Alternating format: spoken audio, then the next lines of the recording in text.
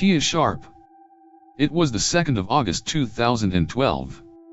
12-year-old Tia Sharp lived with her mother Natalie, Natalie's partner, and her two younger brothers in London in the United Kingdom. She spent some nights and some weekends at her grandmother's house, which was also in London. Her grandmother, Christine, lived with her partner Stuart Hazel. Stuart was not Tia's grandfather, but he had been in Tia's life since she was just 2 years old, so she very much saw him as a grandfather figure and looked up to him. Natalie had Tia when she was young, and Tia was very close to both Natalie and Christine. Christine was a big part of Tia's life. The three of them were more like friends. So on that day, the 2nd of August, it was completely normal and natural for Tia to go and spend time at her grandparents' house. Tia was super excited when she was told she could stay at her grandparents' house.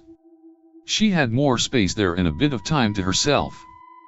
Tia was full of confidence and fun and independent. Even so, on that day, Natalie made sure to drop her off at the tram. The plan was for Tia to get the tram and Stuart would be waiting for her at the platform the other end. Tia knew it would be just Stuart waiting for her, as Christine worked nights, so she wouldn't see her until the next day. That was fine with Tia, as it meant she could have some quality time with Stuart. Their time together usually involved playing computer games on the PlayStation. As planned, Stuart met Tia when she got off the tram, and CCTV footage showed Tia and Stuart buying food in the local supermarket. Christine rang later that night to ensure everything was fine, and it was. August 3, 2012. The following day, the 3rd of August 2012, Christine arrived home after her night shift, but Tia wasn't there. There was nothing that unusual about that. Stuart told Christine that Tia went into town. She left the house around midday to get a bus. She wanted to go into town as she needed some new shoes. By 6 p.m. that evening, Christine was slightly concerned that Tia was still not home. It was a long time for her to be in town. She contacted Natalie to ask her if she had heard from Tia that day, but Natalie had not, and she tried to then contact Tia via phone and through Facebook, but there was no reply. Natalie, Christine, and Stuart went out looking for Tia. At that stage, they thought Tia may have just missed the bus, but when there was still no sign of her at 10 p.m., they went to the police station to report her missing. The search for Tia. Stuart told the police that the last time he saw Tia was around midday when she left the house to get a bus into town.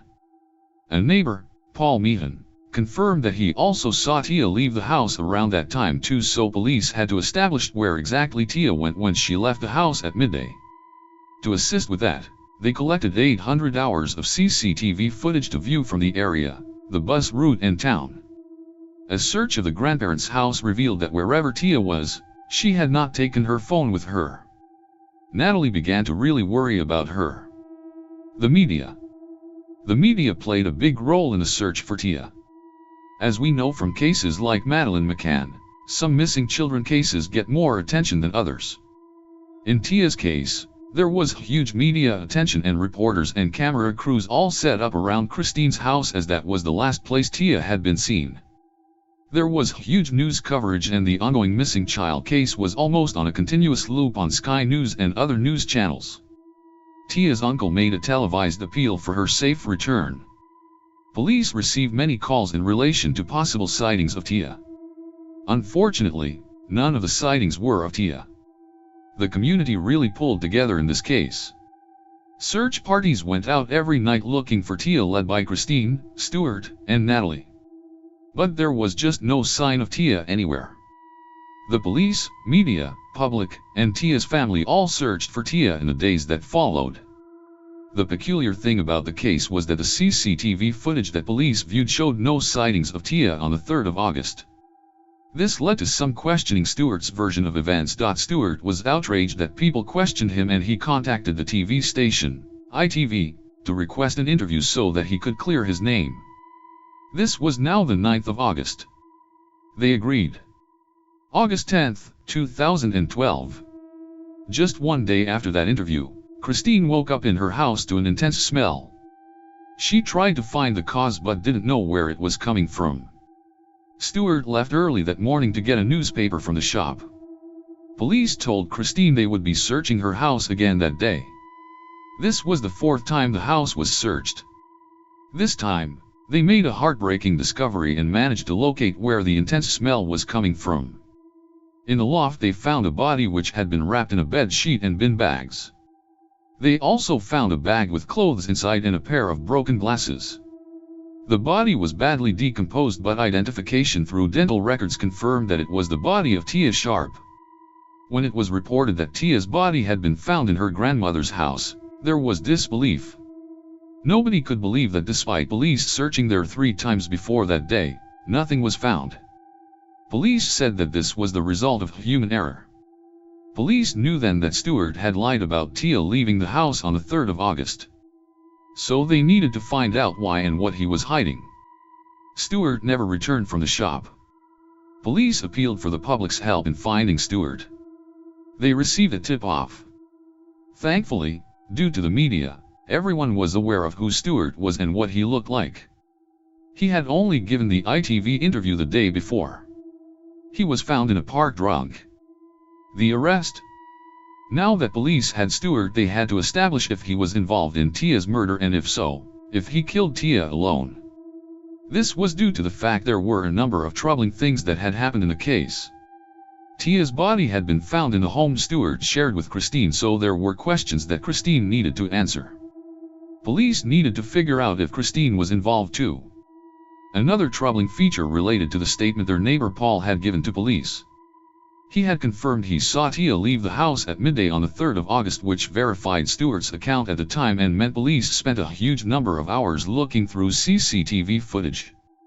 Paul was charged with wasting police time. Christine was also arrested but later released, as it was clear from further evidence found in the house that there was only one perpetrator in this case, and that was Stewart Hazel. The cause of death could not be established in this case. Tia's body was not found until the 10th of August, even though it was believed Tia was killed late on the 2nd of August or early on the 3rd of August, and as the body was left in the loft for that length of time and in the heat in the middle of summer, it was badly decomposed. It was suspected that she was smothered. Stewart told police that Tia had fallen down the stairs the night of the 2nd of August and he found her dead the next morning. He was drunk at the time and thought she would be fine. He hid her body in the loft as he panicked and didn't want to upset Christine. His story was just that. A story. The evidence did not align with Stewart's version. Tia's body was found wrapped in a sheet. She was naked, and that did not coincide with his accidental death account. It was his own memory cards though that revealed his true intentions. Memory cards were found in the house he shared with Christine. They had been hidden and it was clear why. The man who Tia viewed as her grandfather did not view Tia as a granddaughter. Unbeknownst to Tia, Stewart had been filming her. She was doing normal and innocent things like moisturizing her legs in the living room, completely unaware that Stewart was filming her. There was also footage on the memory cards of her sleeping. It was clear from the memory cards that Stewart had been watching and fantasizing about her for some time. This was further evident in his search history. He watched incest porn, schoolgirl porn, and looked up young girls in glasses who resembled Tia. Further images were found that were even more shocking and showed the level of Stewart's depravity. After he murdered Tia, Stewart took an image of her in a sexually suggestive and pornographic pose. An image that no doubt he wanted to keep to feed his sick and twisted fantasies. There were also images of Stewart himself in sexual positions, doing sexual acts and using objects in a sexual manner. A vibrator found in the house with blood on it matched Tia's DNA. The motive for Tia's murder was clear. His voyeurism was no longer enough, and for whatever reason, that night, he wanted to act out his sick fantasies on Tia. It may have been the case that Tia woke up to find Stewart doing something to her and she may have threatened to tell. The trial. Stewart pleaded not guilty to the murder of Tia, but just 5 days into the trial, he changed his plea to guilty. He was sentenced to life in prison and was ordered to serve a minimum of at least 38 years. In Tia's short life, she was let down multiple times. Social services were involved with her, but while they found her home life to be somewhat chaotic, there was no sign of any abuse. However, a report was supposed to be given to Tia's school to ask them to watch Tia, but it was never given. It is impossible to tell whether this would have made a difference or not, as Stuart seemed to be able to hide his dark side and his obsession with Tia until the night she was killed. Tia was also let down by the police, who only found her body on the fourth search of the house. Had she been found during the first search of the house, her body would not have been so badly decomposed. While it is clear mistakes were made by different parties involved in Tia's life, it was Stuart who she was let down by the most. He was in her life since she was just 2 years old, and she loved him. She loved him like any granddaughter would love a grandfather. Stuart had briefly dated Tia's mother Natalie at first and then began dating Christine. The man they had welcomed into their lives had 30 previous convictions and was in prison 3 times. However, his offenses were for drug dealing, assault and possession of a machete, none of which indicated that he was a pedophile. The man that Tia saw as her grandfather looked at her in a sexual way, and his fantasies became a reality and ultimately led to Tia's death.